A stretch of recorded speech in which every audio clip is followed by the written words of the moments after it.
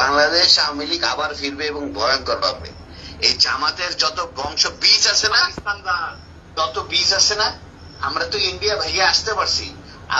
এই জামাতের যারা বীজ আছে এরা তো পাকিস্তানও যেতে পারবে না। পাকিস্তান যেতে হলে তো ইন্ডিয়া পাঁচ করে যেতে হবে। হ্যাঁ, এয়ারেও যেতে পারবে না, কোনো দিক দিয়ে যেতে পারবে না। কোথায় যাবে? হ্যাঁ, আমরা তো সবাই বেঁচে আছি। হয়তো বা কিছু লোকজন নিরীহ কিছু নেতা কর্মীদের উপর অত্যাচার করে মেরে ফেলানো হয়েছে। হ্যাঁ, ম্যাক্সিমাম বেঁচে আছি। কিন্তু বাংলাদেশ আওয়ামী লীগের 4 কোটির উপরে নেতা কর্মী আছে, একদম নেতা কর্মী। এর মধ্যে হয়তো বা 50 লাখ মারতে পারবে, 3.5 কোটি বেঁচে আছে। কোথায় যাবে? বাসা থেকে না, মাটির 50 হাত নিচে থাকলেও জামাতের চেয়ে ডেঞ্জারাস ভাবে ওদেরকে মৃত্যু দিব। ওরা কি মারছে, ওরা হচ্ছে ভয়ঙ্কর ভাবে মারবো। এটা প্রশাসনের লোক হোক, আর্মির লোক হোক, আর ওই রাজনৈতিক নেতা কর্মী হোক, কাউরে মাফ করবো না। মনে রেখেন আপনি। ওসি সাহেব, আপনাকে আমি বললাম, আপনার উত্তরা থানার যে কটা সাব ইন্সপেক্টর আমাদের আওয়ামী লীগের নেতা কর্মীদের অত্যাচার করতেছে, ওদের পরিবার সুদ্ধা কানবে, বসে বসে রাস্তায় বসে বসে কানবে। আপনি আমাকে সুনির্দিষ্টভাবে দেখান যে কারোর উপরে কোনো নির্যাতন আমার লোকজন করছে কিনা, আমি তাদের বিরুদ্ধে অবস্থায় ছিলাম।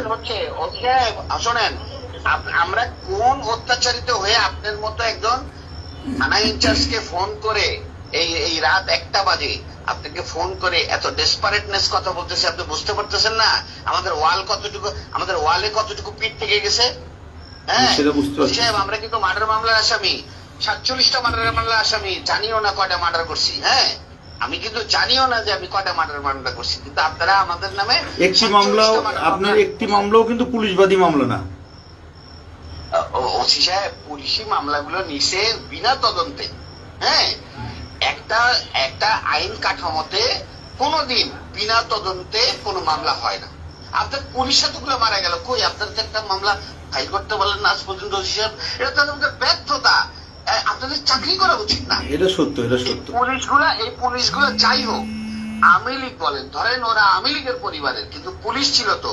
এতগুলো মারা গেল, আজ পর্যন্ত তো কেউ, আপনারা 10 জন পুলিশ এক জায়গায় দাঁড়াই তো বলতে পারলেন না। একজন প্রেগনেন্ট মহিলা পুলিশ, একজন সাধারণ অফিসার, তার মতো মহিলাকে এত নৃশংস ভাবে মার্ডার করলো। সে তো এই প্রেগনেন্ট অবস্থায় তো কোনো জামাতের নেতা বা কোনো ছাত্রকে মারতে যায় নাই, তো তাকেও মেরে ফেললো। কই আপনারা তার মামলাটাও তো করতে পারলেন না।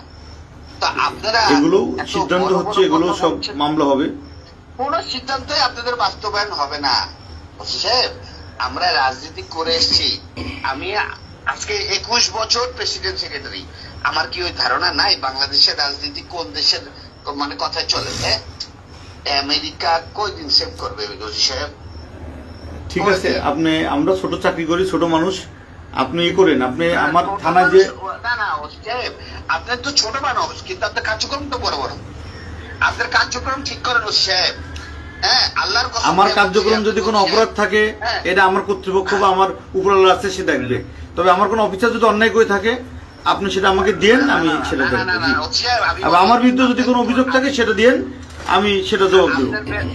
ওসি সাহেব, আপনার বেতন কিন্তু আপনার ঊর্ধ্বতন কর্মকর্তা দেয় না। আপনার বেতন কিন্তু বাংলাদেশ গণপ্রজাতন্ত্রী সরকার, বাংলাদেশ প্রজাতন্ত্রী সরকার, মানে আমি যদি কোনো আপনি প্রায় 10 মিনিট কথা বললেন আমার সাথে, এর মধ্যে যদি একটি অভিযোগ আমার বিরুদ্ধে দেখান যে আপনি দেখাতে পারছেন কিনা, এভাবে গড়ে কথা বলতে হবে না। আমি আপনাকে প্রমাণ, আপনার পরিচয়টাও দেন নাই, আপনি কে, আপনার পরিচয়টাও দেন নাই। আমি আপনাকে আমার সম্পূর্ণ ডিটেইলস বলছি, শুধু নাম বলি না। নাম বলতে সমস্যা কোথায়? আপনি নাম বললে সমস্যাটা কোথায়? আপনার নাম, আমি যদি কোনোদিন আমার নাম বলি, আপনার বাসায় আপনার সামনে আইকে বলবো।